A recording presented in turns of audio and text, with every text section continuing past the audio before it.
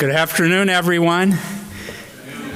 In case you didn't know it, you're here for the Tanner Lectures on Human Values. And let me just say what a privilege it is to be able to be part of this really wonderful tradition. The Tanner Lectures were established at Cambridge University in 1978. Every year, these annual celebrations of academic excellence and intellectual vigor enliven campus communities at 9 universities in the United States and abroad. Harvard is, as always, proud to be one of them. And we're prouder still to be able to host outstanding colleagues and scholars whose work enriches all of our lives. The foundation on which these lectures stand was laid in 1904. Obert Clark Tanner, who imagined these lectures and made them possible, started at the bottom in more ways than one. He was the youngest of 10 children, and he launched his career and his life as an entrepreneur in his mother's basement making class rings. There was nowhere to go but up, and up he went. The O.C. Tanner Company became a leading manufacturer of employee recognition awards for exceptional talent, and Mr. Tanner went on to enjoy, as he liked to put it, a life full of adventure and variety. That adventure and variety included higher education in general, and the University of Utah in particular, where he actually taught philosophy for many decades. To say that this experience inspired ardent affection for our enterprise is an understatement. The university, Tanner asserted, is absolutely the greatest creation of human existence. It has the greatest promise, the greatest help, the greatest meaning for finding what is true and what is valuable. I hope the right people are still listening to that. The openness of Mr. Tanner's ambition inspires me, now more than ever. He understood that the pursuit of knowledge must proceed without restriction, advancing from a place of curiosity and possibility. This commitment to academic freedom and the free exchange of ideas is essential to the fulfillment of our mission and our purpose. It is how we ensure that Harvard fulfills the promise of Tanner's ideal. It is how we ensure that universities remain the greatest creation of human existence. We will hear the first lecture this afternoon, and a second lecture will take place tomorrow at the same time. On Friday, there will be a seminar with our distinguished guest, very likely to generate ample exchanges that would have delighted Mr. Tanner. Many thanks to the Harvard Tanner Committee for appointing today's lecturer, and to the team at the Mahindra Humanities Center for planning today's event. I am especially grateful to Professor Susanna Clark for her leadership of the center and for her service to the university. Many thanks, Susie. Now over to you for today's introductions.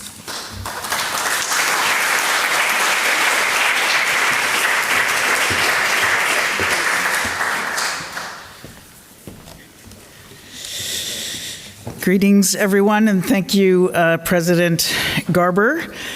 It is also my great pleasure to welcome you all to the 2026 Tanner Lectures on Human Values, and to introduce our 2026 Tanner Lecturer, Professor James Forman, Jr., who will be speaking to us on, as you can see up here, university admissions and the American dream, who gets in, and why it matters.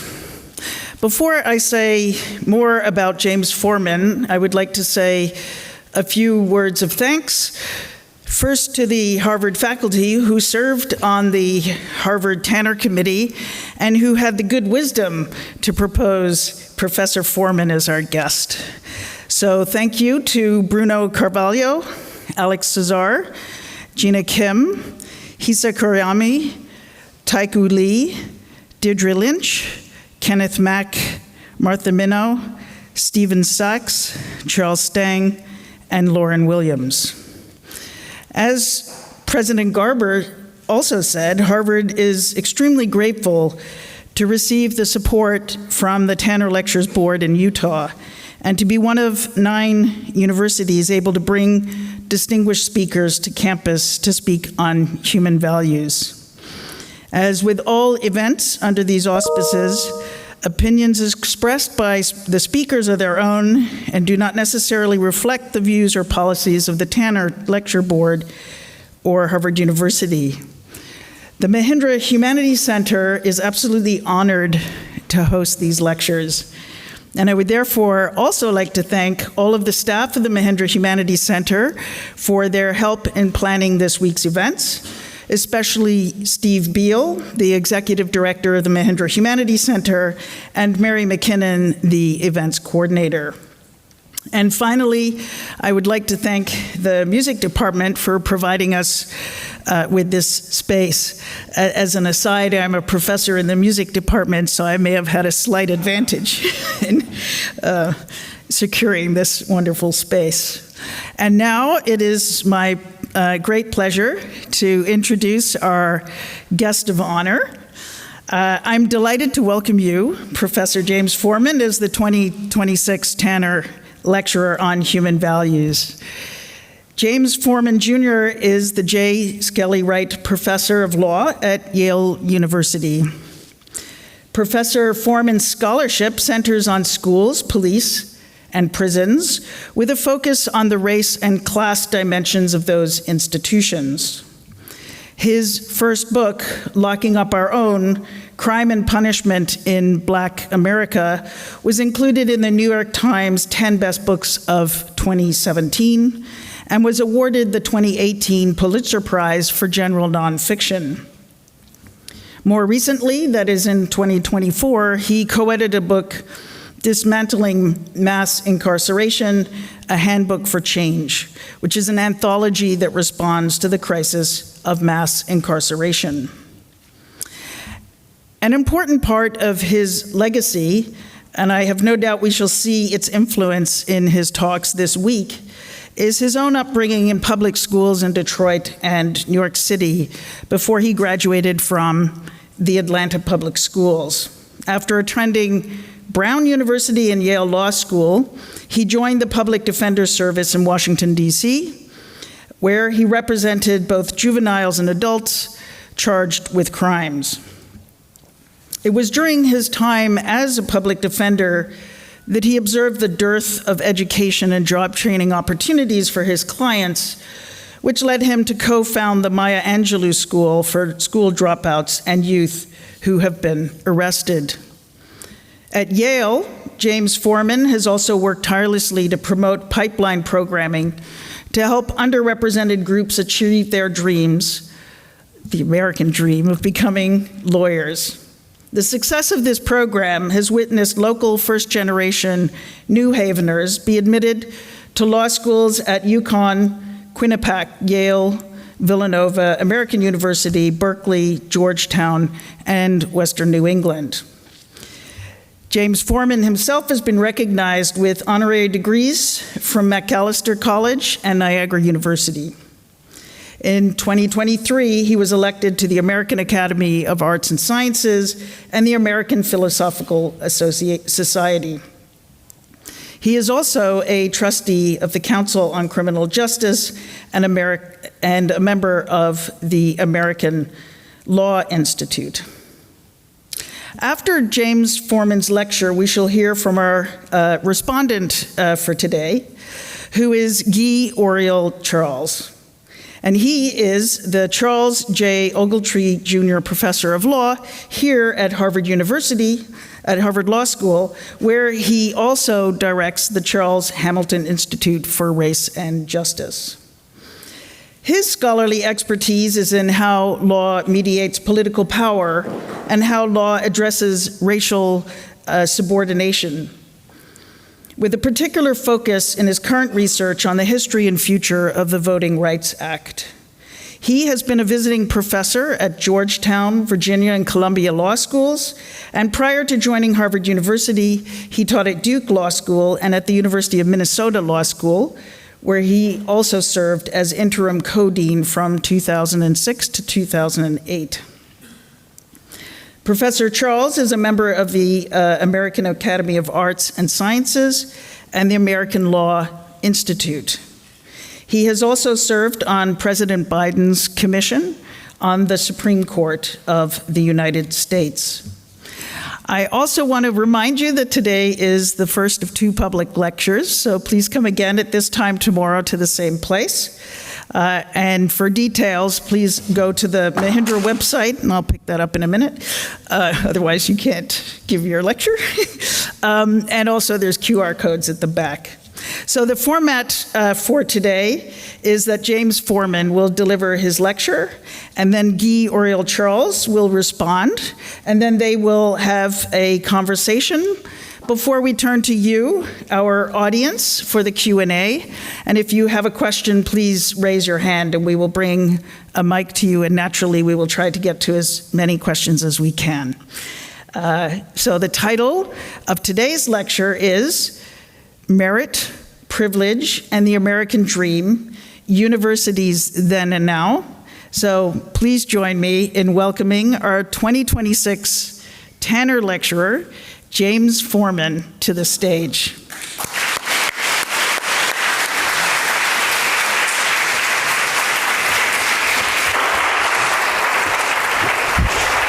Thank you so much. I appreciate it. Here's my clicker. Thank you very much.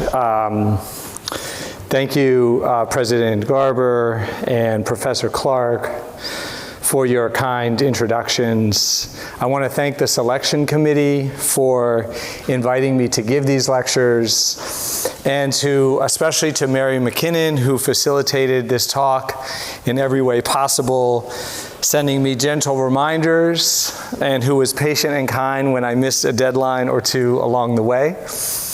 And I want to thank my good friend, Professor Guy-Uriel Charles, for agreeing to respond today, and also, and as importantly, for his pioneering work on many of the access issues that I'll be talking about today.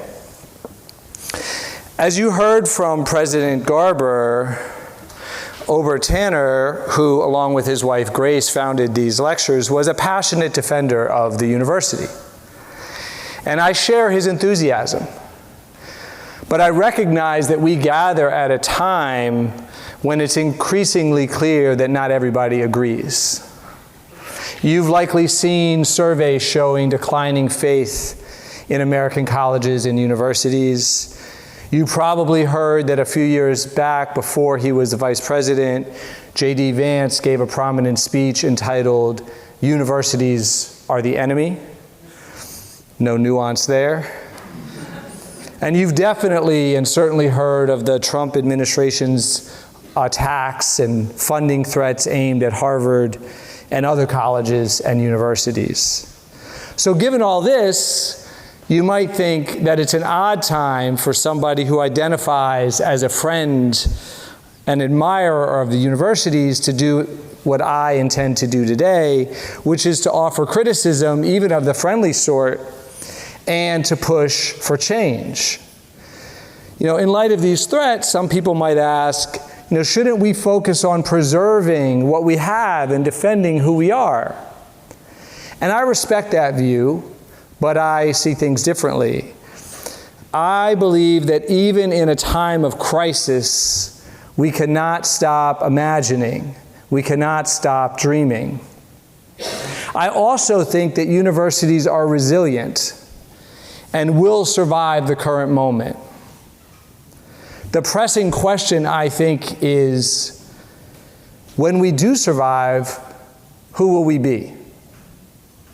So I want to start by telling you about 3 people Each of their stories highlights the vastly different role that higher education can play in people's lives. First, just another word about Obert Tanner, who you heard about from President Garber. When I first learned about the Tanner Lectures, I assumed that they must have been founded by somebody born into privilege, and you've already heard that that's not true. Right? Raised in rural Utah, Tanner lost his father when he was young. His mother raised him and his siblings under difficult financial conditions.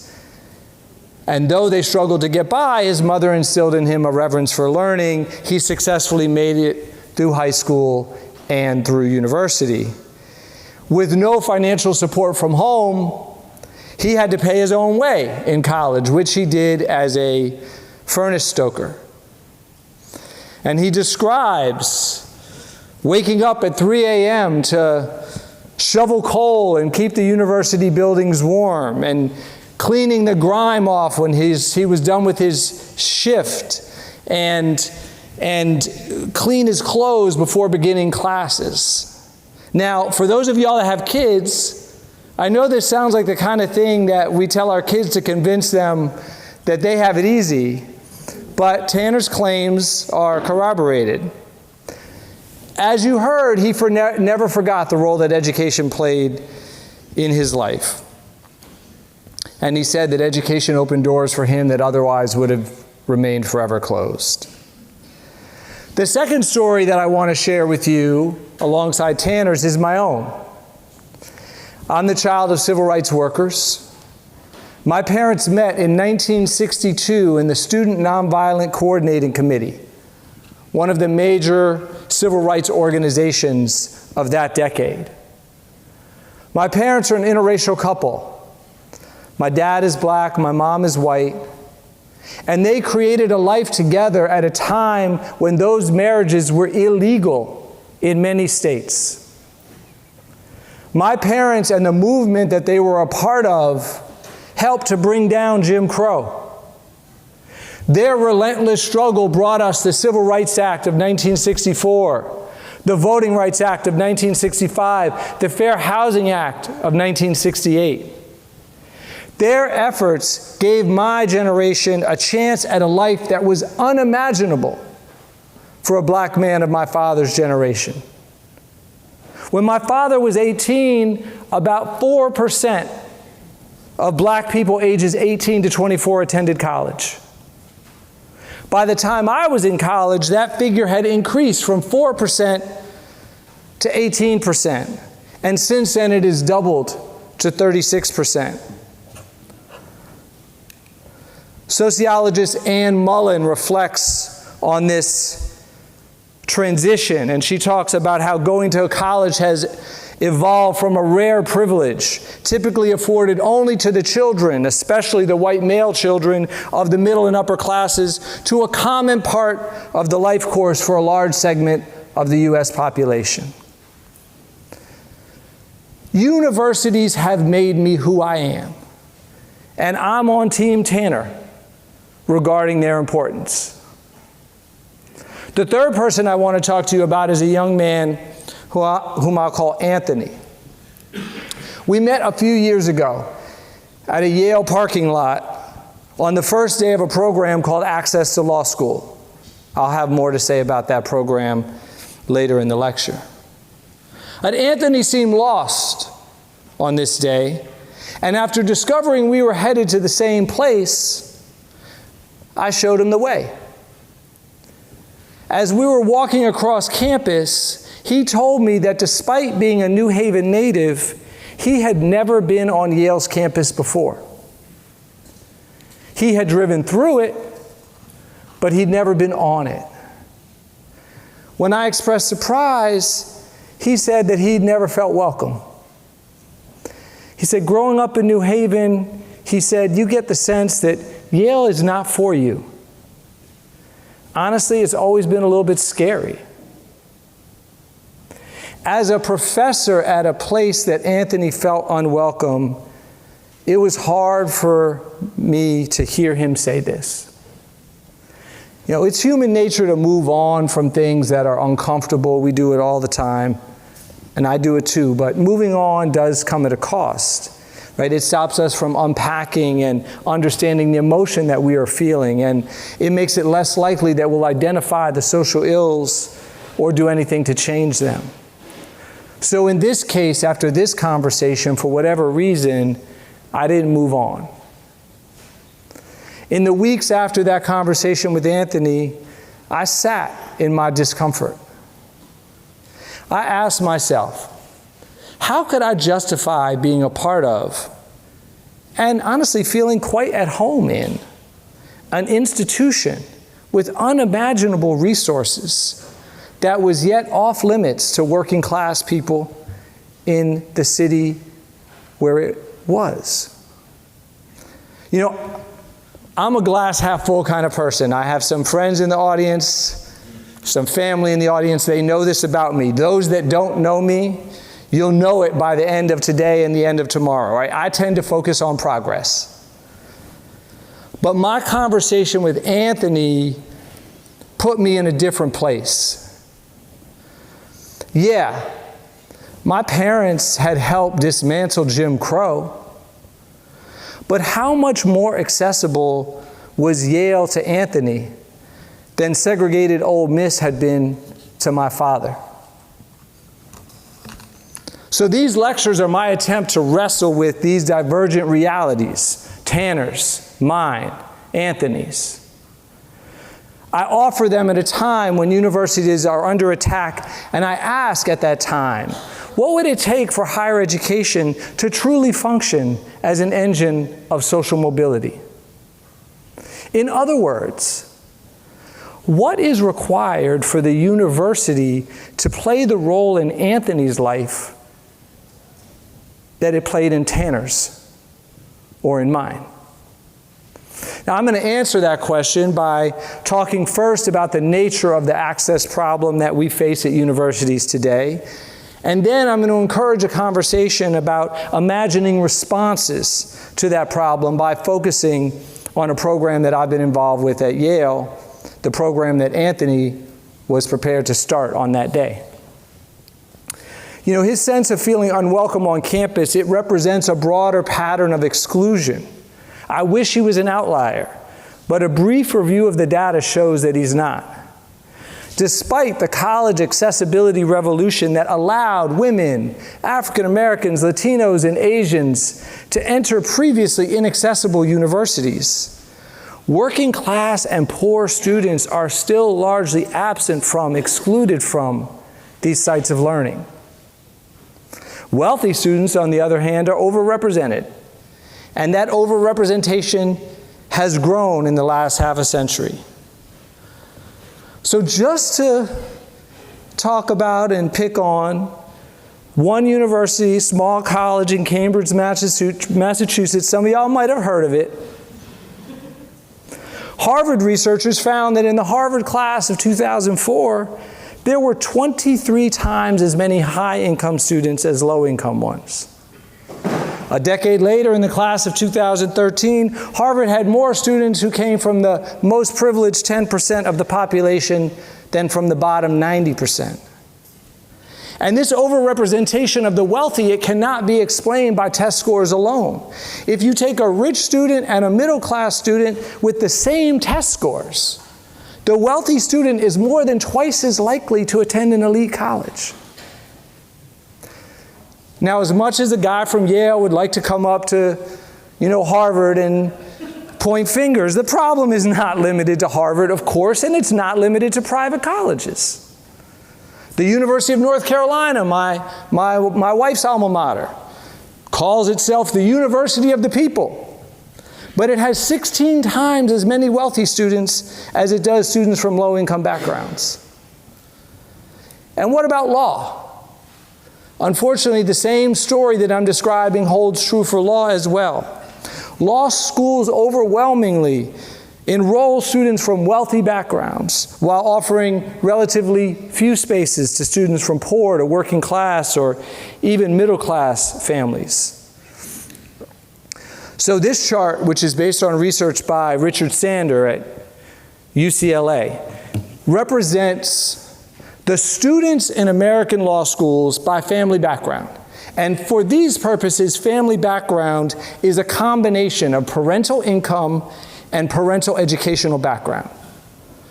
And you can see that 39% of American law students come from the most privileged 10% of American families. The bottom quartile, on the other hand, produce only 5% of law students. And what I consider most disturbing is this. More law students come from the wealthiest and most educated 10% of American families than come from the entire bottom 75%. And this is all law schools. If you were to do these numbers for elite law schools, it would be even more maldistributed. So this exclusivity of colleges and universities and elite colleges and universities is connected to the broader trend of the increasing stratification of American society. Right? Half of America's top government leaders and half of corporate leaders graduated from just 12 elite colleges and universities. In the 1950s and 1960s, economic distribution in the United States, it resembled that of countries that we typically compare ourselves to, wealthy democracies like Japan and Norway. But today, a poor middle-class child born in the United States faces longer odds of climbing the income ladder than does one born in France, Germany, Sweden, Canada, or Finland. Right? We pride ourselves of being the land of opportunity, the land that resisted nobility.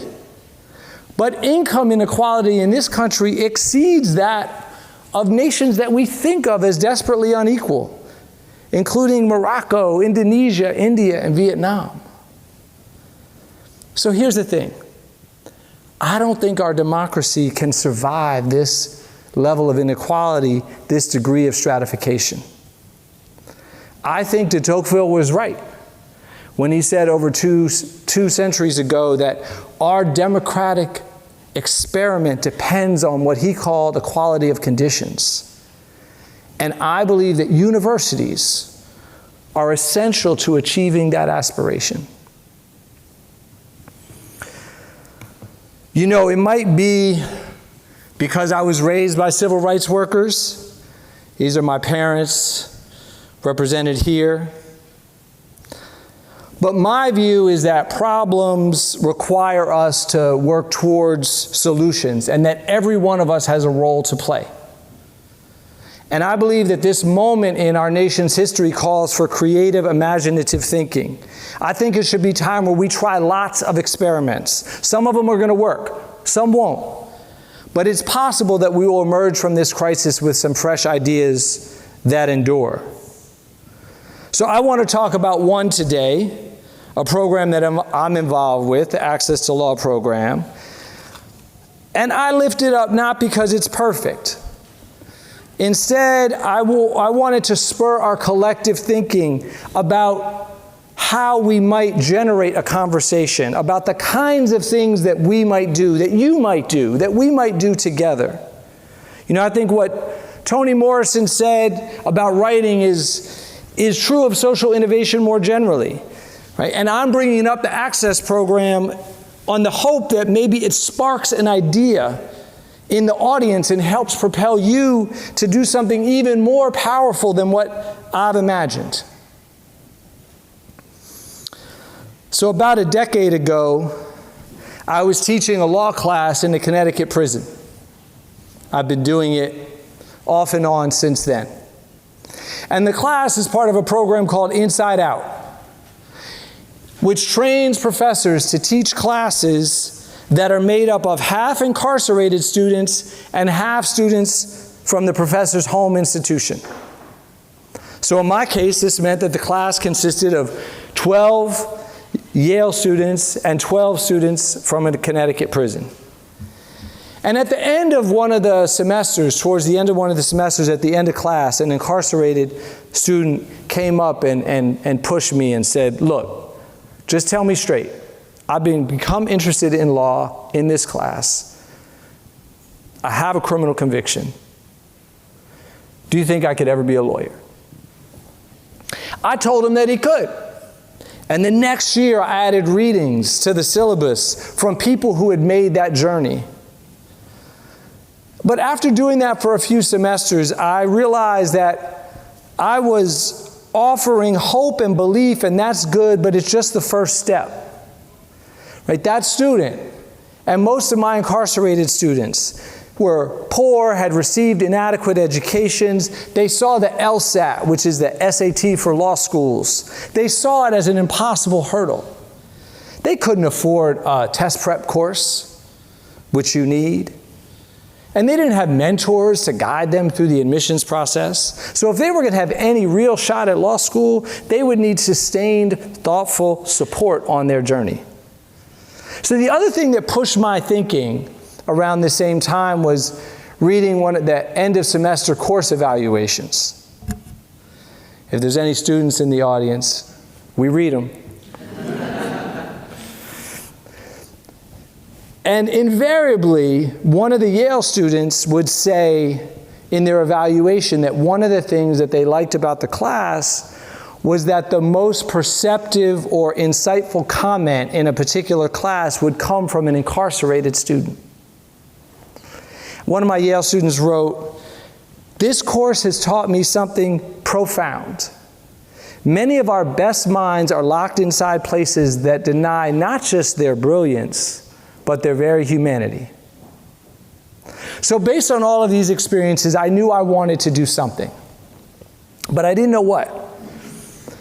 So I like to work in community, and my students are always partners in this. So I gathered a group of law students, and together we brainstormed what it would look like, how we might offer a pathway to law school for people who had long been denied it.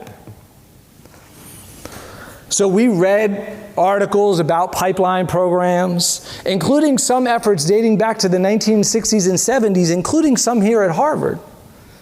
We talked to as many experts as we could get to respond to our emails. And we ended up coalescing around three core principles. The first was that certain groups, and actually, there's a Harvard undergrad. There's a Harvard graduate. Daria Rose is a Yale Law School graduate, but she's a Harvard college graduate. I'm just thinking about this right now. So our principles, the first one is that certain groups are historically and currently underrepresented in the legal profession in New Haven, in Connecticut, and nationally. Those groups include immigrants, first-generation professionals, people of color, people from high-poverty neighborhoods, people with criminal records. The second principle is that this underrepresentation is not because of a lack of interest. Right? Like most American cities, the one I live in is chock full of people with talent and desire to be excellent lawyers, to pursue further education. What they lack is not ability, but opportunity. And third, the third principle is that there's something that we could all do about it. Right? One of my constant messages to my students is that in a world of too many injustices to count, you can't do everything. Right? You have to land somewhere and try to make a difference. And when you pick your place to land, please, for all of our sake, pick something you're good at. Well, we're a law school. I'm a law teacher. My students are obviously experts at the law school admissions process.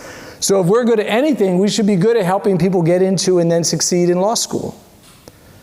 So once we decided we were going to try to do something like this, we had to debate who to serve. And we surveyed the universe of university pipeline programs, including high school to college programs and college to professional school. And we saw that many of them had high barriers to entry. They only accepted students with fantastic resumes and high GPAs and high test scores. And we wanted to cast a wider net. So instead of grades, we decided that we were going to recruit based on grit, drive, desire, determination to give back to the community. So we call the participants in our program fellows. Here's a little bit of data about who they are.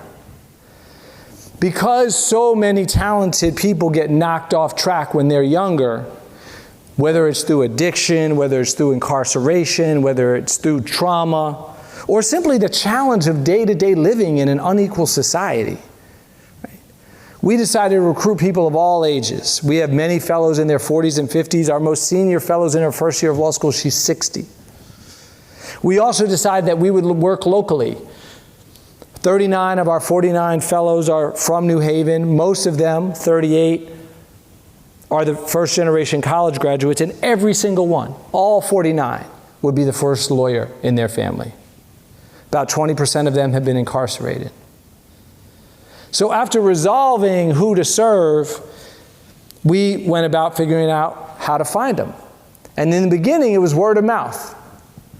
We reached out to churches, nonprofits, social workers, telling them, anybody who would listen, telling them about a free program for low-income people who wanted to be lawyers. And we got fabulous applicants. But over time, I began to worry that we might be missing some people just because they didn't know somebody who could refer them. So last year, I asked our team, I said, look, if political candidates can knock on doors to find votes, why can't we knock on doors to find lawyers? So we took our city of 130,000 and we identified by census tract and general city knowledge, which we had, the 30,000 doors in the most low-income communities in New Haven. And we hit every single door.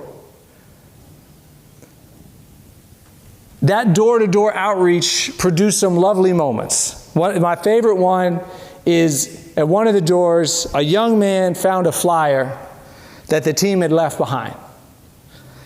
And our team had left this flyer behind, so this teenager finds it, and he brings it to his mom, and he says, I think this is for you. Now, in his mom's experience, anything left on the door in her community is either junk or worse, some kind of bad news. So she said, toss it out. And he persisted, and he said, no, Mom, I think you're going to be interested in this. So that young man clearly knew something about his mother because she's now one of the newest fellows in our program. So once they join, the fellows are with us for 2 years, and the program has lots of pieces, but it could boil down to 3 main prongs. The first one is coaching. Each of our fellows is paired with a Yale student who becomes their coach, their mentor, and their ally. And the coaches and the fellows meet weekly, and those one-on-one relationships become the core of everything we do. They bind the fellows to the program even when times get tough. Speaking of times getting tough, the second prong of our program is LSAT prep. Of all the obstacles our fellows face in their journey to law school, none is more daunting than the LSAT. So we spend a lot of time on it, and it's a grind. In this slide, you see 3 fellows smiling, but that's a little bit of a misrepresentation because studying for the LSAT does not often produce smiles, but we do our best. The third prong of the program is the weekly Saturday academies, where the coaches and the fellows work step by step, methodically building a successful law school application. At our most recent Saturday Academy, which was just 2 weekends ago, fellows presented drafts of their personal statements that they had been working on all semester to be part of their law school application. And they took turns standing before their peers and before their law school coaches, before me. Some of them were confident, others were hesitant, all of them sharing backgrounds that would enrich the legal profession. They told stories of hiding from ICE, of visiting parents in prison, of surviving assault at the hands of people who should have loved and cared for them. They talked about advocating for young people in their capacity as social workers, as teachers, as juvenile justice counselors. And fighting through tears and encouraged by snaps and applause, they took turns explaining how their lives had prepared them for this moment and had shaped their dream to make change through law. And as I listened to them, I was reminded of this core truth, which is that, our admissions process at universities, it forces our fellows and all applicants into supplicants. But the truth is that universities and the legal profession need our fellows as much as our fellows need them. So I'm going to return in 1 second to the impact that this program has had on our fellows. But before I do that, I just want to pause to reflect for a second on the impact that it's had on the Yale students who do this with me. And I want to emphasize this part of our work in front of this university audience in particular for 2 reasons. First, there's a growing number of people who argue that a program like ours can only be justified if it serves the university's core teaching and research agenda. And they define that agenda very narrowly. And they say that if the university does anything outside of that, it's a distraction and it dilutes us. Now, I disagree with this critique, at least as applied to efforts to expand access and opportunity. As I'll discuss tomorrow, I believe that a university's mission should include promoting social mobility. But I don't need to persuade you of that strong claim to defend a program like Access to Law School, because our program does advance the university's teaching mission. So here's how. The Yale students who are in the program enroll in a companion seminar, which I teach, where we study the set of issues that makes it necessary to have a program like this one, right? Including segregation, poverty, educational inequity, deindustrialization. And there's no better way to study that than to be doing something about it, living it out through the lives of your fellows as you're studying it. And also, in a way that I didn't expect, the program promotes a sense of belonging for the law school coaches. Right? Students remark on how participating in this class makes them feel more connected to New Haven, a city that many students pass through but don't have the chance to develop a deep relationship with. And our program is especially attractive to law students who are themselves the first generation in their family to attend college or law school. They want to give back. But many of them confess that they enter law school feeling like imposters. Right? They worry that somebody made a mistake, that maybe they don't belong. A lot of our fellows worry about imposter syndrome too. And in our program, the law school coaches teach our fellows how to overcome their fears. And so over the years, we've seen that teaching somebody else to believe that they belong is a powerful way of coming to believe that you belong. Okay, so what happens after we work together? The law school coaches, the New Haven fellows, we're persistent, we're tenacious, we're passionate.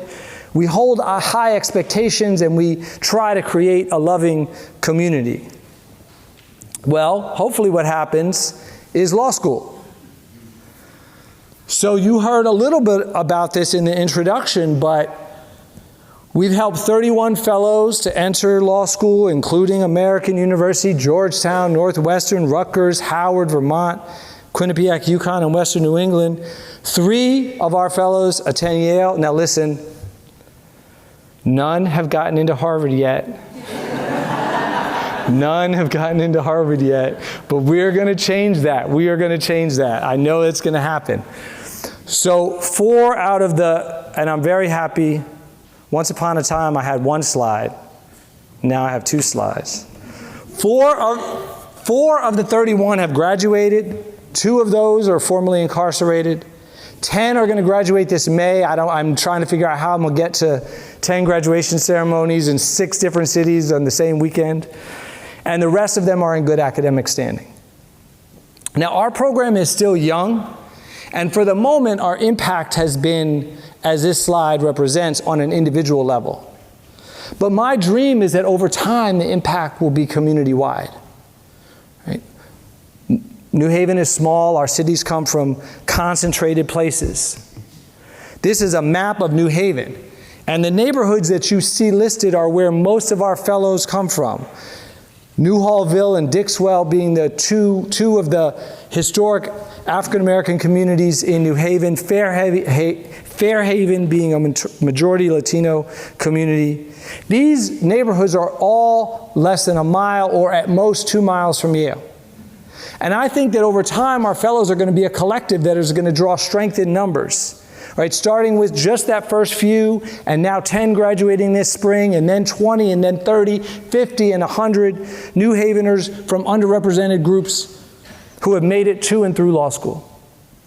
Not all of them are going to stay in New Haven, but some will. Wherever they go, they're going to change the kinds of lawyers who practice where they live. They're going to change the legal services that are offered.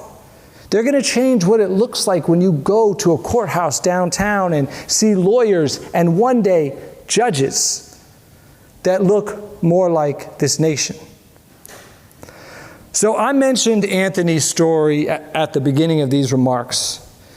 And I think that one of our fellows should have the last word. So I'm going to give the floor to Aisha. Aisha is a New Haven native. She's a mother of 2. She's one of our program's first graduates. And each April we hold an end of the year party for the entire community, entire Access community. And here's what Aisha had to say last year.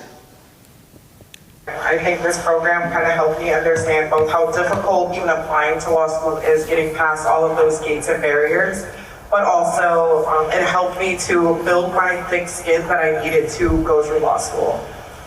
There was a time where we talked about imposter syndrome. Never heard that word before in my life. And they played a video with Michelle Obama, and she explained that sometimes you sit at a table and feel like you don't belong there. But after a while, you realize there's someone else at the table who doesn't belong there, and they're like the loudest one there. That's so true. But knowing that and then navigating law school, I think it's its own beast, honestly it is. But I think this program it helped me prepare. You don't know what you're getting yourself into until you get there sometimes, but the little tidbits of information that we got from our coaches, the awesome writing people that we had coming to explain IRAC and what it was supposed to be. As a first generation everything, it can feel isolating. It can feel like no one truly understands where you come from. And then getting into law school, you feel isolated. So like I grew up in the projects. My mom used to work 3 jobs. We very frequently figured out a way around power, right? But when I go meet clients in jail, there's a level of relation that I have with them that my classmates don't have. There is the ability to almost like move like a chameleon between all these spaces that so many people don't have. And so the parts of you that, oh my God.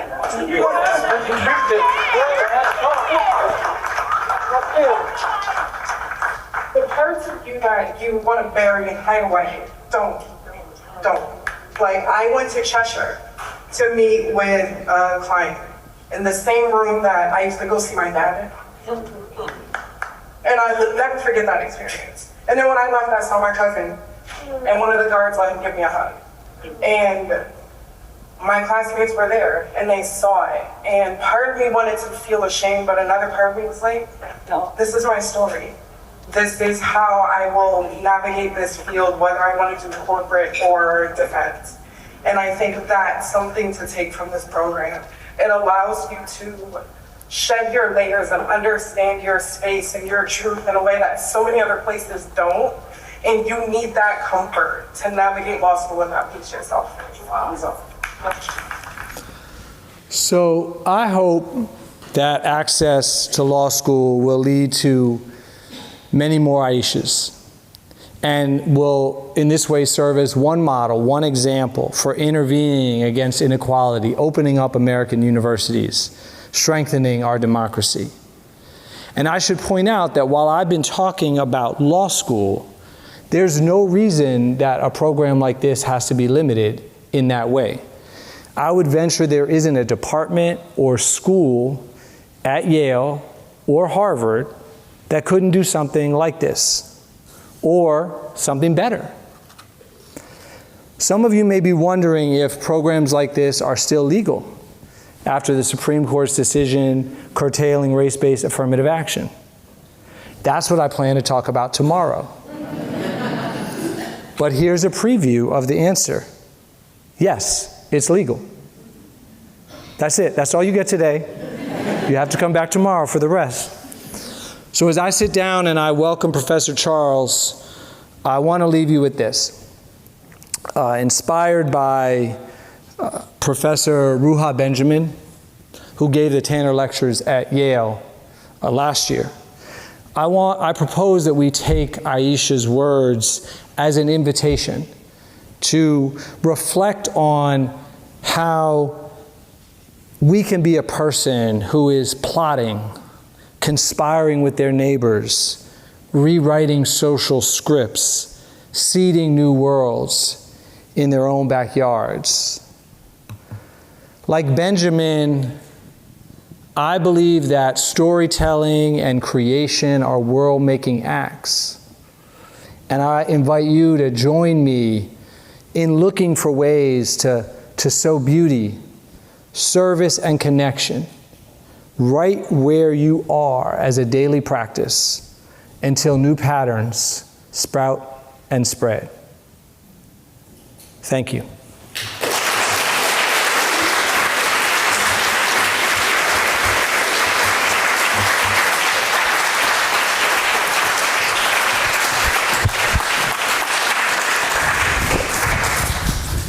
Good afternoon. First, I want to offer my thanks to the organizers, Professor Clark, also President Garber, and all of those who had a role in putting this together, and to invite Professor Forman. I first encountered James Forman not in the form of a person, but in the form of a scholar, but not really.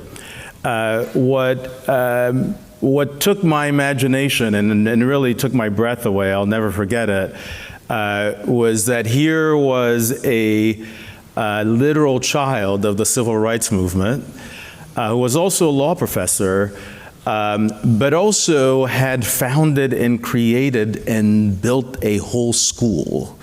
And it was that the first part, the middle part, and the latter part in combination that absolutely blew my mind.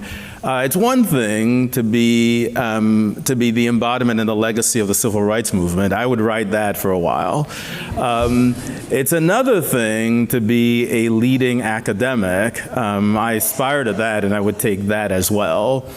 But to also leave and build a legacy and the creation of something and making it matter is more than a trifecta. So before I had met James, I had met him and had long admired him, and in some respects we see why we all admire him and think that he is worthy of this honor, and I want to thank him too for the opportunity to respond to his talk.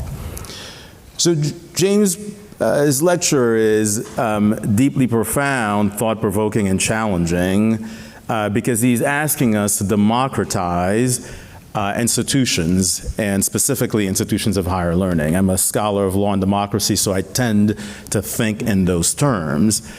And in other respects, he's also asking us to take and to create the next framework for the civil rights movement of the 21st century, in this case, class.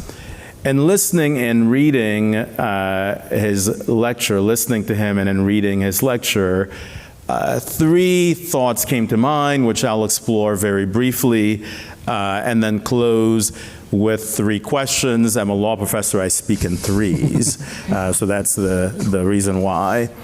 So the first question, which I know that he'll address more tomorrow, but I want to put on the table for both our conversation and together with him and together with all of us collectively, how should we think about the normative telos of the university, right? In many respects, the fundamental challenge is to rethink in some ways or to build upon. There is a potential way, a clashing, which is who are we? What is the purpose of the university? In some respects, we heard some of that from our great president. But in other respects, the purpose of the university seems much more narrow, and I'll come to the end when I talk about the woke university. How should we think about the challenge that James is posing?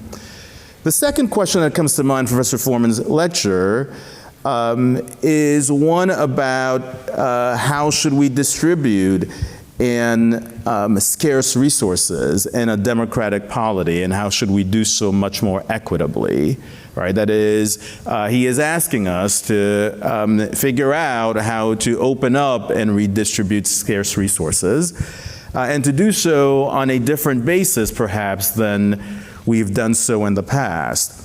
And then the third thought that comes to mind as I listened and heard to him is even more fundamental and challenging than the first two, which is what is it that democratic citizens owe to one another?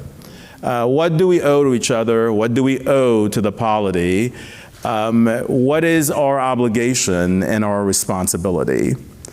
So let's say a little bit about these things, not too much because we want to hear you speak as well. But before doing that, I also want to talk about race. In my view, Professor Forman's lecture is an attempt to provide us with an alternative frame to do the work that race used to do with respect to all three of those questions. Lonnie Guinier used to ask, what is the work that we want race to do? In some respects, Professor Forman is asking us, what is the work that we want class and accessibility to do? Race used to provide us with a normative telos, say under the rubric, for example, of diversity. When we talked about diversity, that seemed to be the normative aim, and in many respects, of institutions, including educational institutions. We also would add later on equity and inclusion, right? That became an organizing principle and a goal. It also provides us with a basis for distributing resources more equitably, so we could justify equality and redistribution by saying that we're doing so to achieve racial equality. It was an important answer to the question as well, what do democratic citizens owe to one another? And in some respects, what they owe to one another is a world that lowers the barriers to racial entry. And since the civil rights movement, up until now, really, race has been the central mechanism, or at least a central mechanism, for addressing opportunity, scarcity, material deprivation, and precarity. It was the principle, the frame to which we understood questions of deprivation. It provided our institutions the normative telos. And so let me just provide a couple quick examples before raising some questions at the end. In 1959, the Supreme Court was asked to decide that literacy tests for voting were a violation of the Equal Protection Clause in the Constitution. The plaintiffs in that case stipulated that the test that North Carolina, which was the state that whose literacy test was being challenged, they stipulated that North Carolina did use a literacy test, though they did so irrespective of the race of the voters, irrespective of race and color.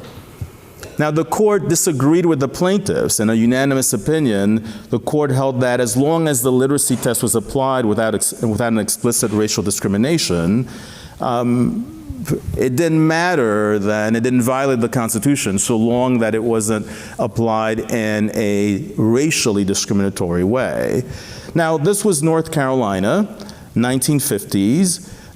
This case arose 5 years after Brown. North Carolina was a state that, as a matter of law, enforced racial segregation in education from the late 19th century well into the 1960s, if not beyond.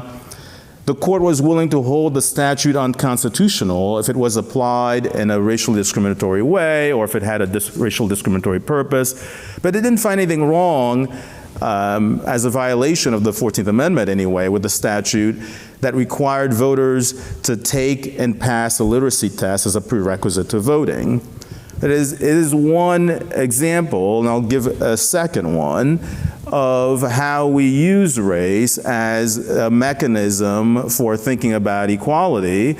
We could have easily said that the literacy test was a violation of the 14th Amendment, but this was the mechanism through which it would have been legible to the court. So consider more closer to home the diversity rationale. The Supreme Court struck down in the Harvard affirmative action case. Perhaps this is something that we're appreciating only in hindsight, how the diversity rationale provided an important normative telos for universities and other institutions. My guess is perhaps 10 years ago, we would have thought about the questions of access much more easily and with facility in race terms.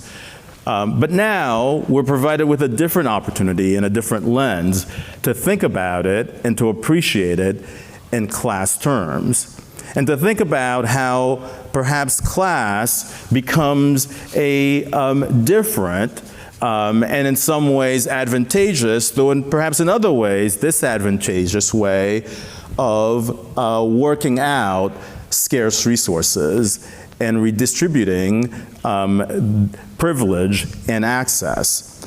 So Professor Forman asked us to be much more imaginative. He also asked us to take individual agency. This is what we can do as professors, as citizens, as people moving in this world. He asked us to reimagine a different Harvard, a one that is a bold leader with a normative telos, that is unapologetically muscular, that takes the brand everywhere, that brings talent and takes it wherever it is found, that makes sure that talent meets opportunity. So perhaps a Harvard that has campuses all over and around the world. President Garber, what do you think of that?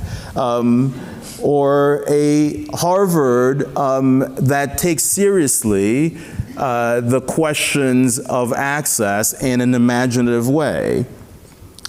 Now, I want to accept that challenge, but also for the purposes of our conversation, want to raise some questions that Professor Forman's challenge poses us to think about. The first is within the question of what is it that we owe one another.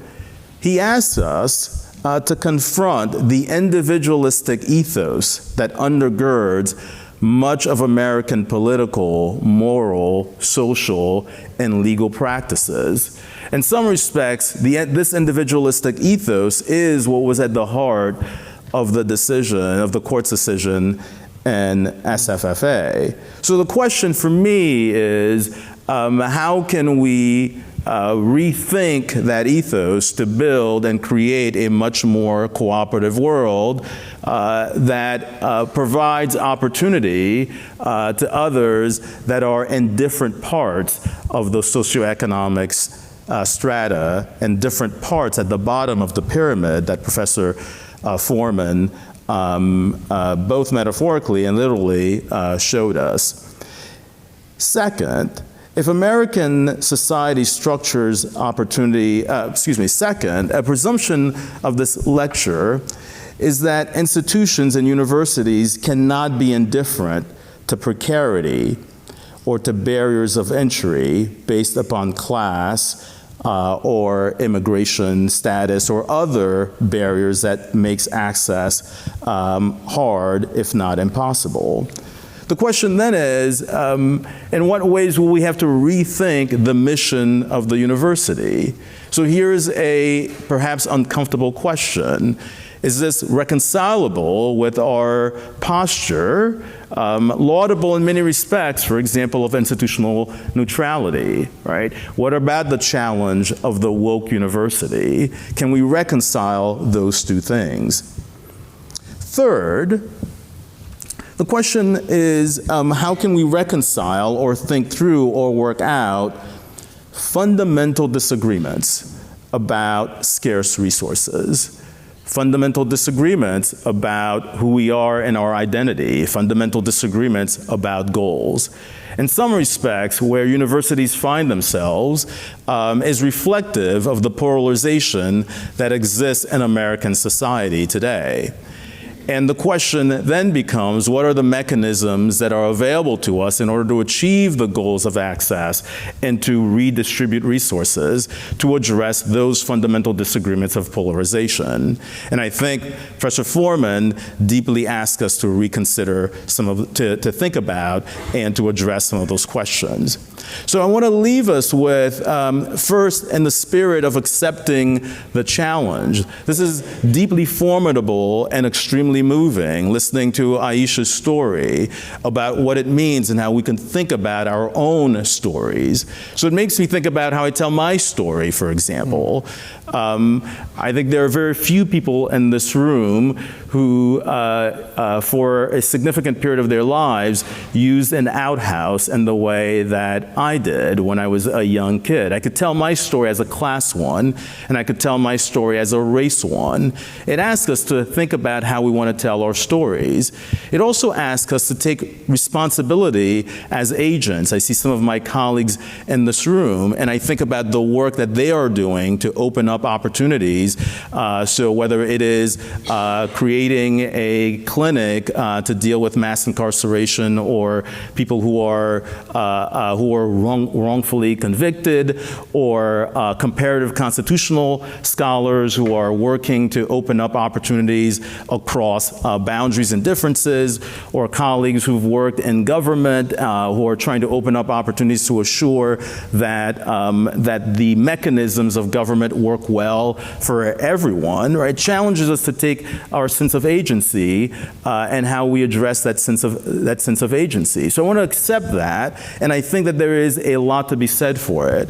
And at the same time, I want to be sure that we can confront some of the underlying questions that Professor Forman asks us to confront.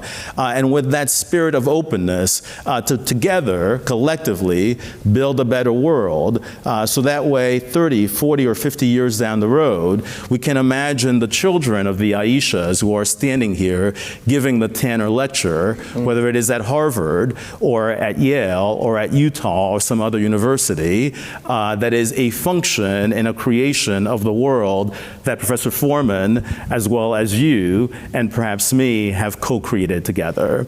So I want to thank you for an amazing and stimulating lecture, forcing us to confront some critical and important questions and inspiring us to create a better world. And with that, I'd like to invite us into conversation.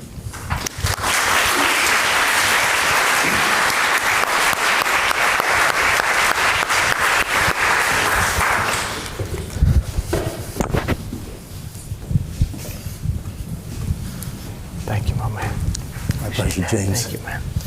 All right, so let me just ask one question, and then after that, I want to open it up to make sure that, since we have about 15 minutes, so I want to make sure that we get at least as many members of the audience participating as possible. All right, let me be in politic a little bit and ask the question about the woke university. So you open up by, in some senses, embracing the challenge that is posed to universities as our friend and fellow Professor Vicki Jackson said, knowledge-producing and creating institutions, right? And said, look, there is something to that, because in some ways that we're not, the criticism, we're not fully open, right? This is a way of responding. But in other respects, one way that one can look at the criticism that you're responding to is that part of the criticism is that it reflects a certain ideological perspective in which perhaps this type of programming, which is laudable in many respects, but some might say is precisely the type of problem that has led universities into the challenged polarization that they find themselves today. So how might you think about that? I mean, that story almost made me cry. So now I have to wipe away the tears and put my thinking hat on. And then just to ask you, how do you think about that part of the challenge? No, that's such an important question. I'm glad you asked it, because I really think that what I'm talking about is not susceptible to the woke university criticism. Mm-hmm. So we can have a conversation, and I'm happy to, about the merits of the woke university critique. But what I'm talking about, I think, is something quite different. Because what I'm talking about is how do we constitute the university? And we, right now, a core feature of the university is who's part of the community, right? Who do we have on faculty? Who do we have in leadership? Who do we have as our students? And the notion that what I'm talking about is somehow then woke or a disruption from a meritocratic baseline, I think couldn't be more wrong. So I would just ask the audience, who in the applications to universities like Harvard and like Yale, which group of people gets the biggest boost in the admissions process? Before SFFA, before race conscious. Now, you would think, you would be led to believe that it was black people. That's not true.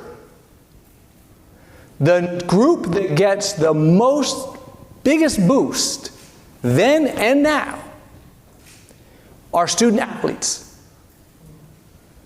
Student athletes. And not just at Alabama, at Harvard and at Yale. Okay? Those also students are disproportionately wealthy. Because when people think student athlete, they might immediately think of the basketball team. But actually, when you add up all the numbers, when you add up the squash and the lacrosse and the rowing and the swimming and the diving and all of the thing, and the baseball. I mean, my son played youth baseball, and you need a lot of money to participate in that sport. That's number one. So again, so if I say, give that less of a boost, how's that woke? I actually don't even get it. What's the other group? It's smaller in numbers, but it has as powerful a boost as what I just mentioned? No, you would think, and that is a powerful boost. Carol Steicher, you know the boost, the other group? You're calling me, I can't believe it. It's you. It's me and it's Guy. It's faculty. It's faculty children. Faculty and staff, it's called. But mostly it's faculty or very, very prominent staff, because staff that do maintenance are too far away from being able to get, their children are too far away from being able to get in for the boost that matters. So the other group that gets the biggest boost, my son he went to Yale nursery school. You talk about somebody who doesn't need a boost, but guess what? Pre-SFFA, when anybody would stand up and say, well, it's a shame that James Forman's son gets a boost, it would be because, like, why does this privileged black child get a boost, right? But what we still have is, why does this faculty child get a boost? I mean, it's bananas. All my colleagues, their kids, every spring, around this time of year, you know, kids get into Yale, and I know this is not the time to bring up your critique of admissions. This is time to celebrate their child's success. And so that's what I do. But so my point being that the baseline isn't what the woke critics imagine. There's not a default baseline of merit that is divorced from choices that we make about who we want to be in this university because of things that matter to us. And I'm not saying that having athletes and having children of faculty should not matter to us. I happen to think that they shouldn't, but it's okay if you disagree. That's fine. I totally respect that view.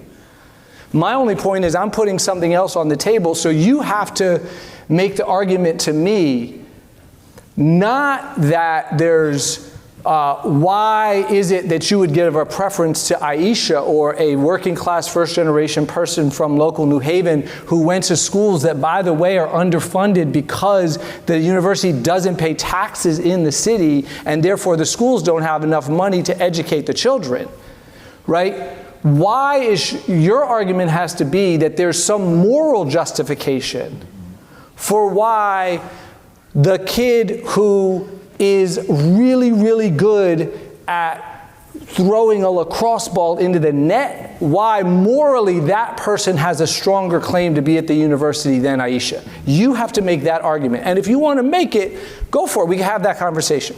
Great. All right. I think there'll be, there's a few hands. So I'm glad that I am ceding some of my brilliant questions. And I promise I won't go on as long in response to every question. Dr. Forman, for being here. My name is Nand. I'm a student at the Harvard Graduate School of Education, and some of these conversations that we have is very prominent in all of our classes. Do you still call it Hugsy? Yeah. I love that. There are some people who like to call it HGSE too. Okay. I'm a social media influencer where I make videos to help Indian students to get scholarships in the US. Say it again, videos about? Videos about getting scholarships at US universities for Indian students to come and study here, since I was one of those students. And I truly understand the lower and middle income background students. I do feel like the purpose of an education or a degree for lower and middle income students is not just the prestige or the experience or a piece of paper. It's more transactional. Is their life going to get better? Are they going to get a better job or make more money? Which is a point where I sometimes see that universities, there is a little bit of less transparency in the admissions process. Perhaps the admissions offices don't talk to the career services as much, and there is less data that the middle income students or lower income students can see during the admissions process, you know? So they can understand this better. Yes, I understand that US universities have fantastic experience that they're building, but that might work for the upper income students and not for the lower income students. And I'm wondering if you think there is a world where universities would increase that transparency at some point during the admissions process, and if you also see if the students that you work with might be motivated more to go to a university or put in that more energy behind it if they see that data up front. And you're saying, when you say be more transparent, you mean make it clearer, say, listen, what we're going to provide you is opportunity to get a better job and live a better life than you would be able to live otherwise? Is that the thing you want them to be transparent about? Real success stories. Like, these are students, to give an example, to not go off the tangent, but in India, in the higher education institution in India, companies regularly come to the universities where they have agreements where they actually take job interviews on campus. So a person who's applying to that university can actually see the last 5 years what companies came to this university to take job interviews on campus. And that way, the admissions process, like, you can actually see what companies are coming, like, where am I going to get a job, what type of jobs, like, And you're saying we should do more of that. You're asking whether maybe we should do more of that in US universities.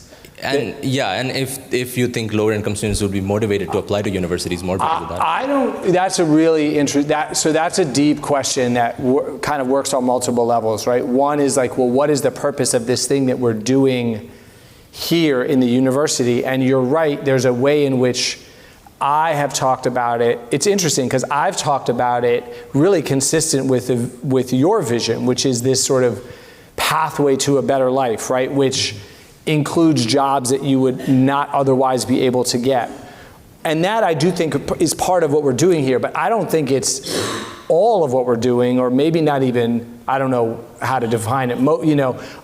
There's other things that I believe should be and are happening at universities, right? Including cultivating a life of the mind, including putting people in positions where they're confronted with arguments that are, and positions that are different than they've ever thought of before in their lives. And so for me, those are very, very important values. And I guess I would probably not want to go further in the direction that you're going, but that's only because I don't think the problem right now for low income, at least the students that I work with, their problem is not that they know that that's an outcome. They know that if they go to Yale or to any law school, that they are going to be in a position that is economically different from what they would otherwise be able to achieve. So I think, at least from what I see,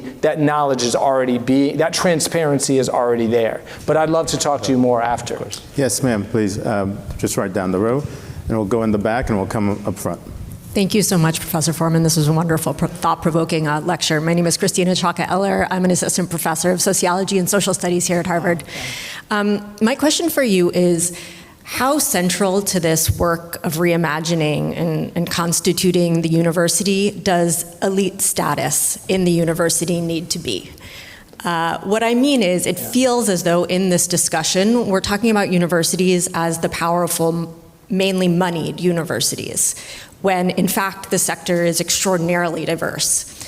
And so I'm wondering what you feel, I'm wondering whether your argument fundamentally applies to elite universities, to all universities, and also what you feel the perhaps responsibilities of elite universities should be to non-elite universities in this act of reimagining.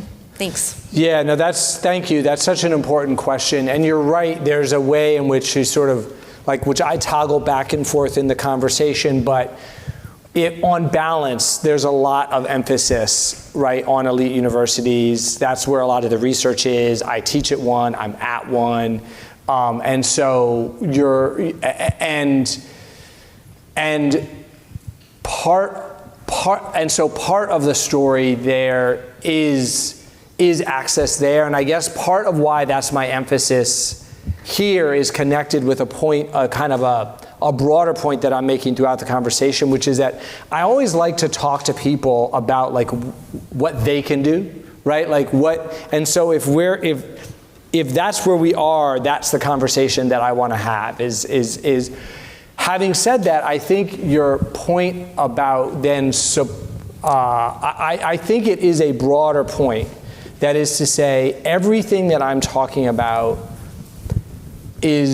applies to other universities as well. It's just that what then that support looks like is different. So what it means to, if you provide access at Harvard, you're good, right? I mean, we gotta have some student support things along the way. I don't wanna minimize that. But a big part of it is letting people in. Because once there are a lot of structures that already exist to support them and help them succeed. At other universities, if we then take seriously everything I said and we say, well, what does it look like at Southern Connecticut State University, for example, to take the state university that's in the city of New Haven as well? Well, there, a lot of it starts to look more like financial support to make this not admission, but accessibility, but financial accessibility. And I guess the last point that I would just want to I haven't thought this through, but your point about, well, what obligations do elite universities have to other universities, I think is a really important one. I know, for example, I have a couple of students who are at Yale Law School, but they went to Yale College, but they went to Yale College after 2 years at a community college. And there's a little tiny program, right, in which Yale looks for, is open to community college transfer students, and I'm sure Harvard has something similar. One example of what that obligation might look like would be to significantly expand that, because there's, 100 times over as many talented people at community colleges across America who get into Yale and Harvard and other schools through these tiny little programs. So I guess I would say I think the obligation runs across the board. It's just that the details are going to change depending on what kind of place we're talking about. Let's take two. We've got one in the back, and then we have one up front. Hello. I am Madiha. I'm also from Huxley. I'm doing my program in Education Policy and Analysis, and I'm a student at Professor Peter Blair's class, and we love to question different aspects of education.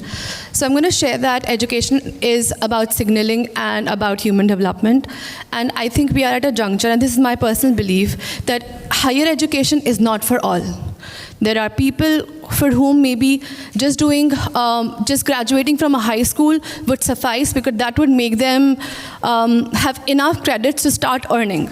And for some people, breaking that poverty cycle is more important for their entire family, their entire khandan, as I say in Urdu. Khandan means their entire kin, then maybe going to a higher education, maybe taking any fancy degree. And we are also now moving towards a world which has more access to education, thanks to internet, thanks to AI. So what do you think is the relevance of students going to universities? And I also come from a service class family. I don't come from generational wealth. And probably that's the reason I hold this truth that probably higher education, focusing on higher education is not the right way to break the poverty trap. Let's take one more, and then, Yeah. All right, perfect. Yes, please. Yes, sir. Mm-hmm. You mentioned the LSAT a few times. I think they're going to bring you a microphone. Oh, excuse me, thank you. You mentioned the LSAT a few times. Yes. And I was wondering if you think discontinuing its use as part of the admission process might further some of the goals that you mentioned, and what sort of resistance or why do you think there would be such resistance, if I'm assuming there would be, and which might touch on some of the larger themes you've been discussing about meritocracy and such forth. Yeah.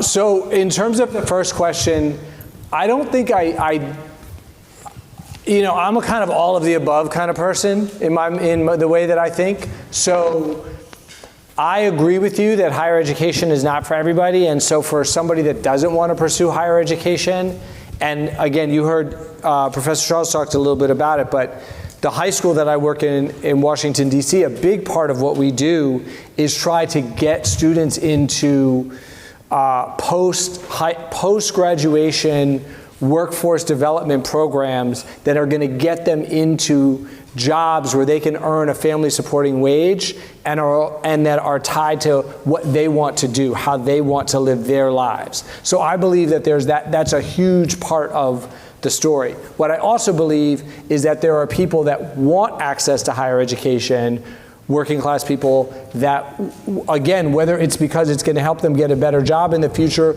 or it's because this is a magical place. We have, it's incredible that you get to be at Harvard or other universities like it, to take these classes, to breathe this air, to be in these libraries. I mean, I remember the first time I walked into a library, I went to an underfunded low-income school in Atlanta. I walked into the library at Brown. I couldn't believe that you could be surrounded by these beautiful books and sit at this gorgeous table, like for the whole day and into the night.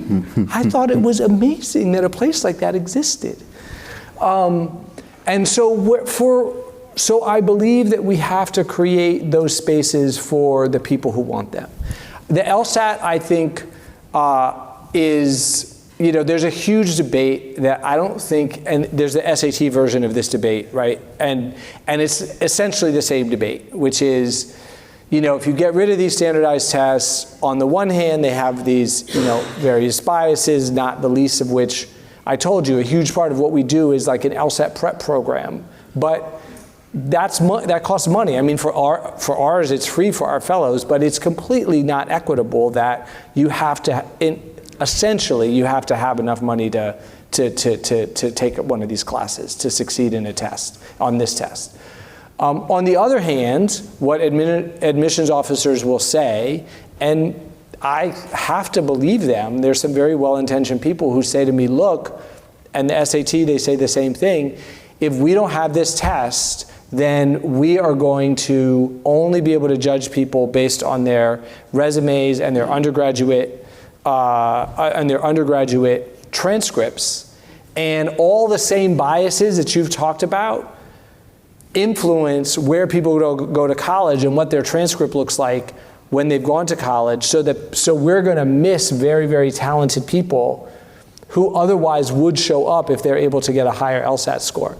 So I don't, I'm kind of stuck on that one. I think one day I'm going to land on what I think is the right answer in that debate. But right now I'm not often on the fence, but I'm on the fence on this one.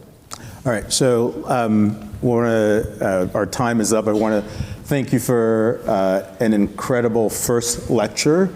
As usual, you challenge and you inspire us. This is really the moment to be thinking about the role of the university and how the university, beset by challenges but also opportunity, can reinvent itself. You've asked us to be more agentic, and we very much look forward to what you have to say to us tomorrow. Thank you for a stimulating and amazing first lecture. Thank you very much.